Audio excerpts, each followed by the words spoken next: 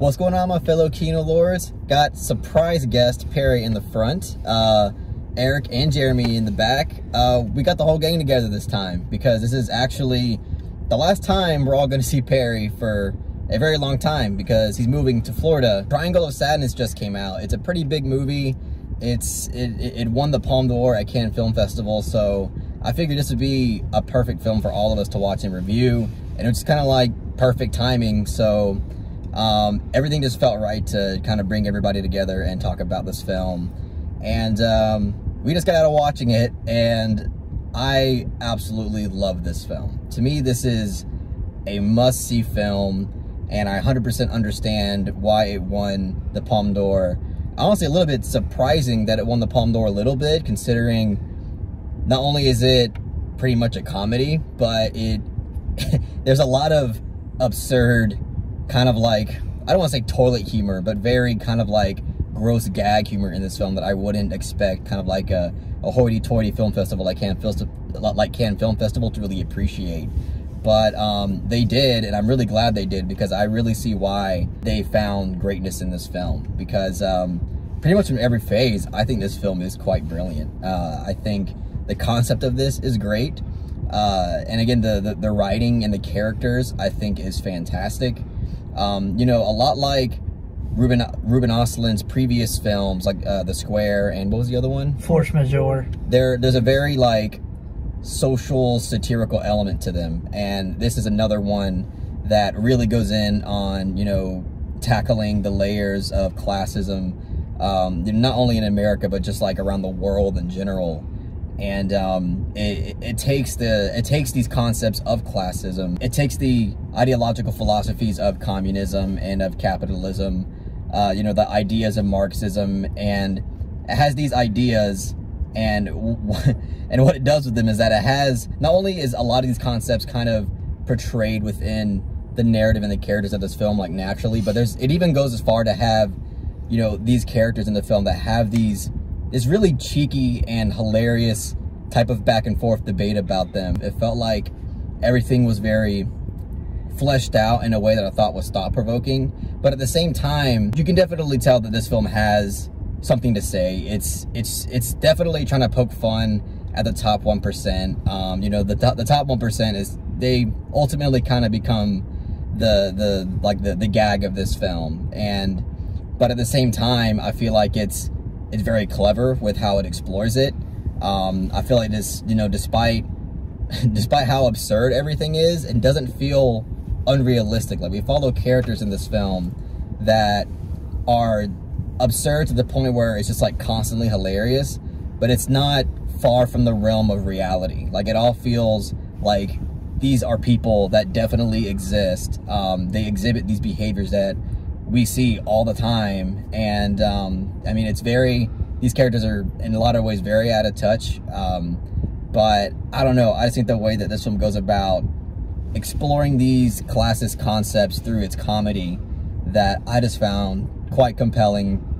Woody Harrelson in this film, he's not in the film much, but when he's finally in it, he is so freaking good in this film. I mean, he absolutely kills it. He's gut-bustingly hilarious in this film. Just like the subtleties of his performance and the way that he embodies this type of character, because he's basically like the captain of the ship, and just his personality is just, I don't know, I thought it was brilliant. I thought it was hilarious. And yeah, like, there's so much about this film that I could go on and on about. I mean, it's basically split into 3 parts, and I do think that the first 2 are, I don't want to go as far as say that they're stronger, but like, personally, I found them as a whole more engaging, I'll say that. But yeah, overall, this film's great. I don't want to ramble on too much. I want to let everybody else talk, but I really love this film. It's thought-provoking, it's hilarious, it's just overall a really good time. It's a reactionary kind of film as well, and yeah, I thought it was a blast. With that, I'll pass it on to Perry. Yeah, honestly, this is one of my favorite films of the year. It's definitely one of the best. It's the top 3 for sure. I still think my favorite film of the year is Everything Everywhere All at Once. but this is probably number 2 if I'm being honest. I think this is one of the, I mean, I love anti-capitalist film, but I think this is one of the best anti-capitalist films I've ever witnessed, and I've seen quite a few of them at this point. I just thought this film was phenomenal, and even though I do agree with Carlos that the first 2 acts of the film are stronger than the 3rd act, I still thought the 3rd act was really compelling. And it's funny because this film does what every good satire does. It's like, it's overt, but it never like beats you over the head. It's like Carlos said, it doesn't preach to you about like what you should be feeling and what you should be thinking. It just raises these questions about certain scenarios in our society regarding like our capitalist system, and how it plays into how we interact socially, and how we view one another, especially between classes. And it's funny because in the first act, it has to do with like gender roles, and I thought was really interesting. It's like, well, where did these gender roles come from? And of course, these gender roles are something that are established in the patriarchy, and the film just goes from there and goes even further of like how our system works, and like I said, how we view one another. Because it's like the thing I love about this film is like everything's connected. It raises a conversation. I love how in the 3rd act of this film that like people's preconceived ideologies and people's preconceived beliefs, they almost all kind of get turned on their heads. Yeah. And it's because in the 3rd act they get put in a situation to where what they believe is fair kind of like they have to start confronting the reality of what is actually fair. And that reality of fairness is like you can't avoid it. Anyway, with that, I'll pass it on to, I guess, whoever wants to go. I don't know, Eric. I might go last on this one. I feel like this would be a fun one for me to go last. Okay. So, just to let everybody know, this is my 2nd time watching it. I saw an early screening of it, I would say like a week and a half ago, I think. And anybody who knows me and talks to me knows that I've been talking everybody's fucking ear off about this movie. I constantly sing its praises. I love this film a lot. I have no idea how it happened, but I love this movie even more with my 2nd watch. I was kind of in Perry's and Carlos's camp of not being as in love with the 3rd act as I did the 2nd and 1st act. But after watching it the 2nd time and knowing where it goes, I feel like it's pretty much like just, well, it's really fucking strong. It's not like a part where the film like degrades in quality. I feel that the 3rd act is not necessarily that it's weaker. It's just there's less overt comedy, and the stakes are like higher, and the comedy that's in it is like darker. I really love that about the 3rd act. The 2nd act specifically is like peak cinema. Yeah, I mean, it is fucking incredible. I am just riveted start to end. Yeah. The whole cast of characters are just so fucking memorable. I love the way everybody's just slowly introduced and just completely have these like traits that you just really buy into. Like the script is just really fucking clever. I think this movie is like absolutely hilarious. I laughed even more this time around. Yeah. I just love the cinematography and the fucking filmmaking of this. Like everything to me just seems more purposeful. I grabbed like a lot more this time around, and yeah, goddamn, this is easily my 2nd favorite of the year. If it wasn't for Everything Everywhere, this would easily be my number 1. I'm in the same boat actually. But yeah, I'll stop there for now because I fucking adore this movie. Yeah, just one thing I want to say before I pass it on to Jeremy, because it was kind of on topic with the 2nd act. Dude, there's a well, without spoiling it, there's a captain's dinner scene. And that captain's dinner scene is, like Eric said, like it's peak cinema. Like it's hilarious, it's bizarre. There's a giant piece of symbolism like wrapped around that entire scene as well. And like, you know, beyond it being very cleverly written and beyond it being hilarious, there's just, again, in terms of its satirical approach, I think it's just so spot on and kind of what it has to say about, you know, again, people's behaviors and the kind of facade and the kind of bubble that is kind of wrapped around in this top 1%. But anyway, yeah, it's like a balancing act. I won't derail it too far, but I'm just so impressed how Ruben Östlund was able to balance these tones, these characters, this situation. Yeah. Like, it's really, truly something incredible, in my opinion. I have more to say about the second act, but I would like Jeremy to speak first. Yep. Go ahead, Jeremy. Time for me to stir the pot. Oh Lord! Oh Lord, here he comes. I liked the first 2 acts of this fairly well. I think a lot of the anti-capitalist satire really works. I think it's pretty funny. Yeah, especially the second act. Like, I think the second act's very compelling. Oh yeah, Woody Harrelson has a lot to do with that. I think performances all around are very strong. Cinematography is good. Like, there's nothing about this film that I'm outright like, that sucked. I did not like that. But when it gets to the third act, it really lost me. And I think that's where, like, that whole, like, final, I say 45 minutes to, like, last hour or so really dragged ass for me. And this is a long movie. So, that really, like, hurt the film for me. So, I'm coming right out of this. So, I don't have my thoughts fully collected, but I'm pretty in the mid boat, I guess, as of right now. The mid yacht, if you will. Damn.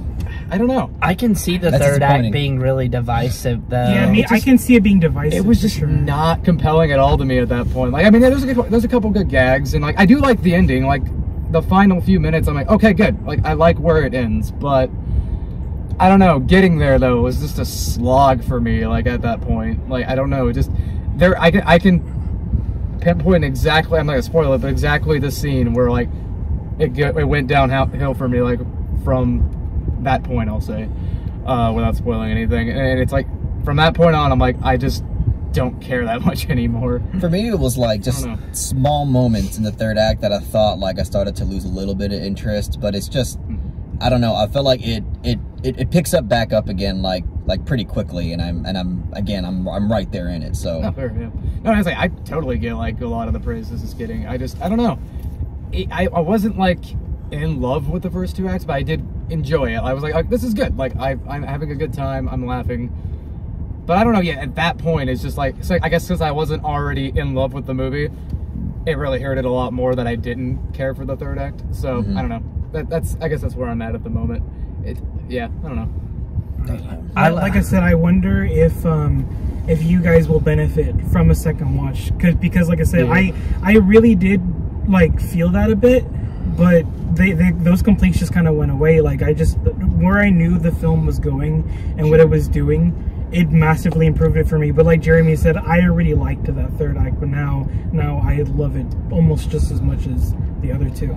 That's the thing, is like, I love it just as much as almost, like, I'm in the exact same boat as Blair. I love it just as much as the first 2 acts, but I still have to admit that the third act is the weakest for me. One thing I wanted to point out about the second act, one thing I really loved was the use of Dutch angles. There's actually a lot of Dutch angles in the second act, and I think it was masterfully done. Yeah. I'm not going to say, like, what's the context of the use of the Dutch angle. I just thought it was very well done, and I should point it out. It's so believable. Yeah. Like, there's some crazy shit that happens in this movie, and, like, it feels so fucking well utilized and believable. Like, oh my God. The first time I watched this, I felt, like, sick. Like, there were times where I actually wanted to leave the theater. I guess you guys didn't experience that. I didn't really experience that this time around. But honestly, I was actually feeling sick myself, but that's probably because I have had way too much caffeine today. And I also ate like almost an entire bucket of popcorn, but I was starving because I haven't really eaten anything today. And I don't recommend eating while watching this movie. That's all the thing. I was like, Perry, I mean, you know, you haven't eaten all day, so, you know, I won't say anything, but... Because I knew about that going in, so that's why I didn't eat anything. Yeah, I don't know, dude. I love the fucking humor in this film, because like the humor in this film, I feel like it's just like, not only is it just hilarious, but I just feel like the humor is incorporated so well to where it's a huge contribution to like this film's themes. That the humor is essential to this film's themes and how it goes about expressing them. And also it reflects a lot of like, you know, this new social media kind of behaviors that we see. Like this the whole, it just, we don't know how to communicate with each other anymore. And it's like, I think that was like very well expressed in the movie, because there was some really awkward like dialogue exchanges. And it's like people just don't know how to speak to each other, and I think the film captured that very well. Yeah, and there's this. No, I agree, and I think there's this like, I don't know. Again, I don't want to come off like a boomer saying stuff like this, but I don't know, with like the rise of like Instagram and stuff like that, and people like promoting their image on these platforms, it just, you know, the more that becomes like a hobby for somebody, and the more that they become obsessed with these platforms, it just it leans in a lot into this kind of like vanity culture, and it just kind of like it makes it to where there's something about it that just kind of lacks a sense of humanity to it. And I think that was expressed well, you know, again through humor in this film and through the characters. And a lot of it feels like natural. Like, again, like it's overt with a lot of its comedy and a lot of its satire, but it's all very clever and natural. That it doesn't really feel like it's beating me over the head with something that is just kind of like one dimensional. It all feels like it's taking what it wants to say and kind of like fleshing it out in its humor in ways that I found quite compelling. And I love the influences that this movie takes from, at least for me. Some of the humor reminded me of American Psycho, specifically, like you said, the captain's dinner scene. Because in American Psycho, they were eating dishes, and it's like the New York Matinee called it a mysterious but playful little dish. But in actuality, what they're eating is, you know, it's mush. It's really disgusting food. But because it's got, you know, it's on packaged very well, and it looks very well put together. It's expensive, you know, therefore we must eat it.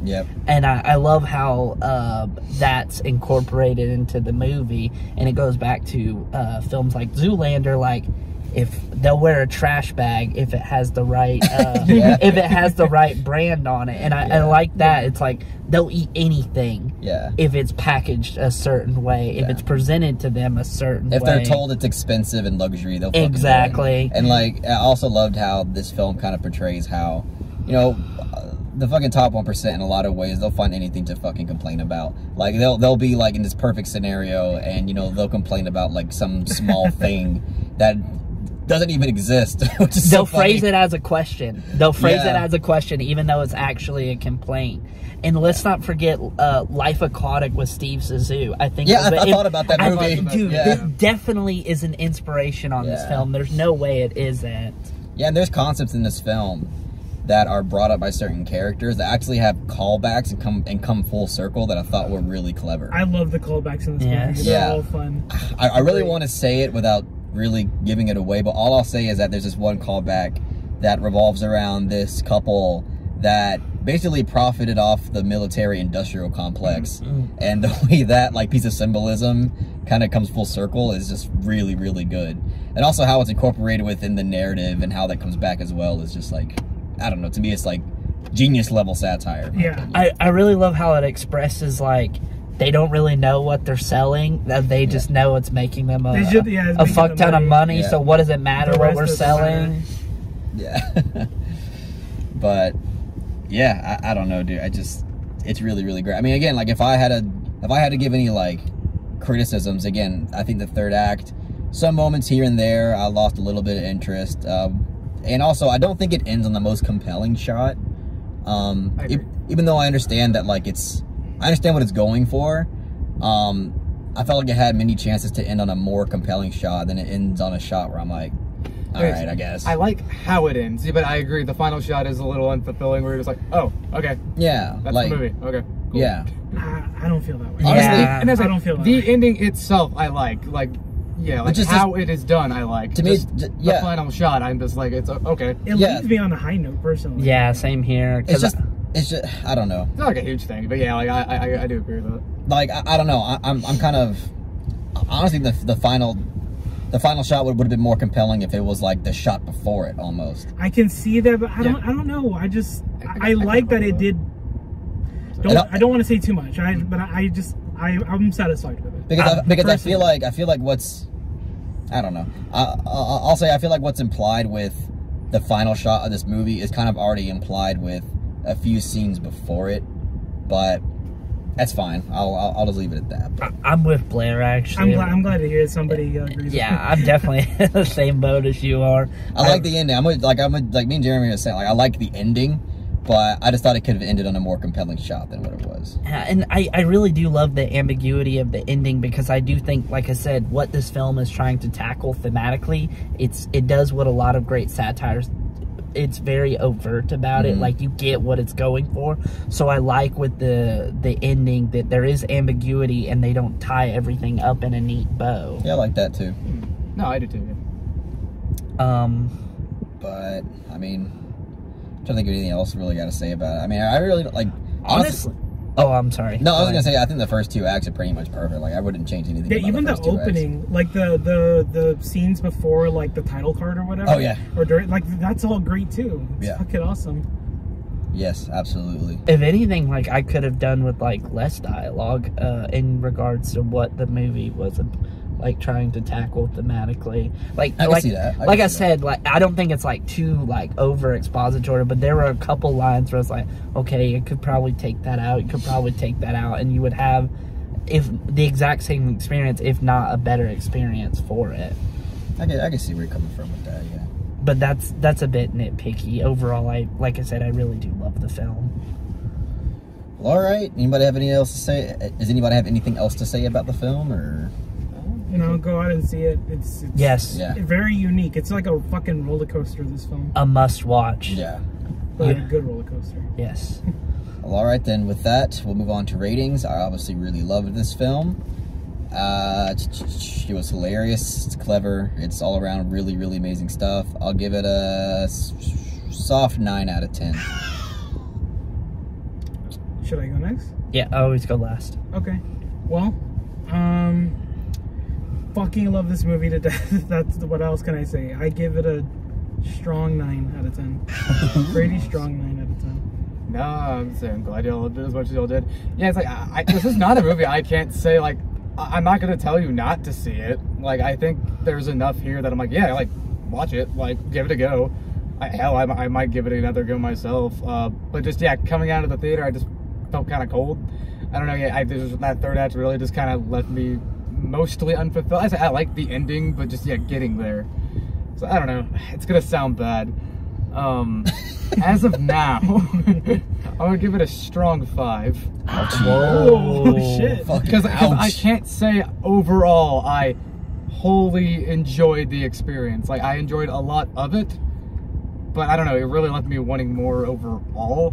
So I don't know. Yeah, that's just me right now. We'll see if that ever changes. Right. But Bold, hot take coming indeed, from no, you. it's probably just gonna be me because everyone seems to fucking love it. Not just in this car, but just in general. Like, everyone I spoke to has really liked it. So, all right, Perry, batters up. I'm with Carlos. I'm also giving it a soft 9 out of 10.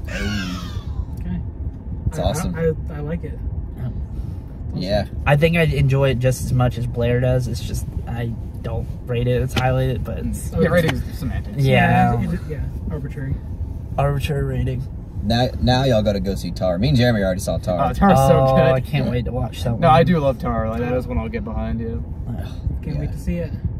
But yeah, well, that's it, guys. That's all we got to say. Might be the last time you see Perry for a while. Yeah. You know, but yeah, that's all we got to say about Triangle of Sadness. If you really enjoyed what we had to say about the film, please give it a thumbs up and share it amongst your friends. And don't forget to subscribe to the channel to be updated on more film-related content.